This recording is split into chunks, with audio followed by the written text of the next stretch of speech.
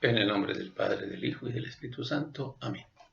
Que la gracia y la paz de Jesucristo, nuestro Señor, en comunión con el Padre y el Espíritu Santo, esté con todas y todos ustedes, mis apreciados y apreciadas hermanas y hermanos. Vamos a compartir el Evangelio para hoy martes 5 de mayo de 2020, en este tiempo pascual. El Señor esté con ustedes. Proclamación de la buena noticia de nuestro Señor Jesucristo, según San Juan. Se celebraba en Jerusalén la fiesta de la dedicación. Era invierno, y Jesús se paseaba por el templo, en el pórtico de Salomón. Los judíos lo rodearon y le preguntaron: ¿Hasta cuándo nos tendrás en suspenso? Si eres el Mesías, dilo abiertamente. Jesús les respondió: Ya se lo dije, pero ustedes no lo creen.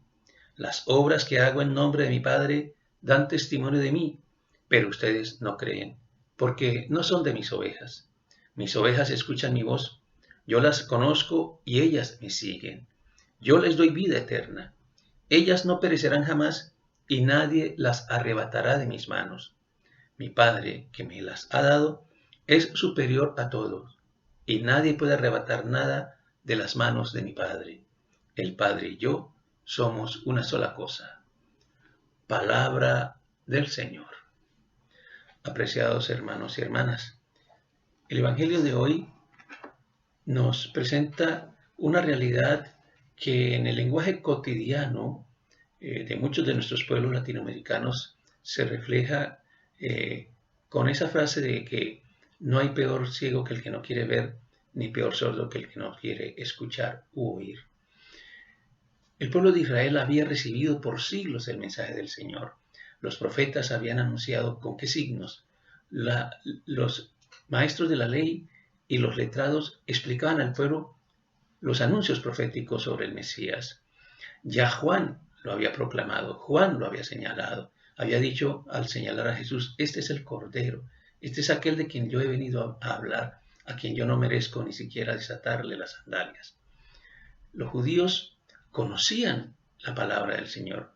Los judíos veían a Jesús actuando, escuchaban su palabra, reconocían su autoridad y veían que sus obras eran coherentes con lo que anunciaban. Lo conocían, pero no lo reconocían. Ese es nuestro problema a veces. Nuestro problema de cristianos del siglo XXI es que conocemos a Jesús, conocemos su evangelio, conocemos el testimonio de los apóstoles, estamos parados sobre los hombros del pueblo de Israel y toda la tradición veterotestamentaria, los hombros de los apóstoles y toda la tradición del Nuevo Testamento. Hemos oído hablar de Jesús, conocemos su evangelio, conocemos su coherencia y sabemos y conocemos que ese evangelio es el camino para construir una sociedad y una vida de hermanos de acuerdo con el plan de Dios. Y sin embargo, nos negamos a veces a reconocerlo en lo concreto de nuestras vidas. Que el Señor nos ayude entonces a crecer en esa coherencia que nos lleva a aceptar y reconocer cuando en nuestro modo de actuar no estamos siguiendo eso que conocemos, el Evangelio de Jesús, pero que no solamente conocemos, sino que decimos profesar. El pueblo de Israel se profesaba como hijos de Abraham, herederos de la promesa de Dios y los esperanzados en el Mesías. Y cuando tuvieron al Mesías, cumplidor de las promesas de Dios, no lo reconocieron. Que el Señor nos ayude a manifestar con nuestro testimonio de vida que no solamente conocemos el Evangelio de Cristo, sino que lo vivimos y al vivirlo lo estamos reconociendo.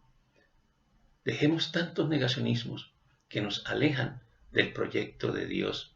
Dejemos tanto negacionismo que nos impide aceptar y reconocer en qué aspectos de la vida personal y comunitaria estamos negando el Evangelio que nosotros decimos profesar. Asumamos una actitud de resurrección en Pascua.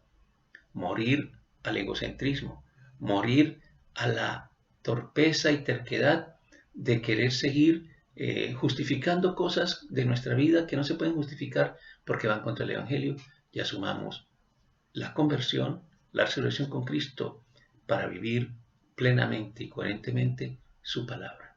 Que el Señor los bendiga a ustedes en el nombre del Padre, del Hijo y del Espíritu Santo. Amén.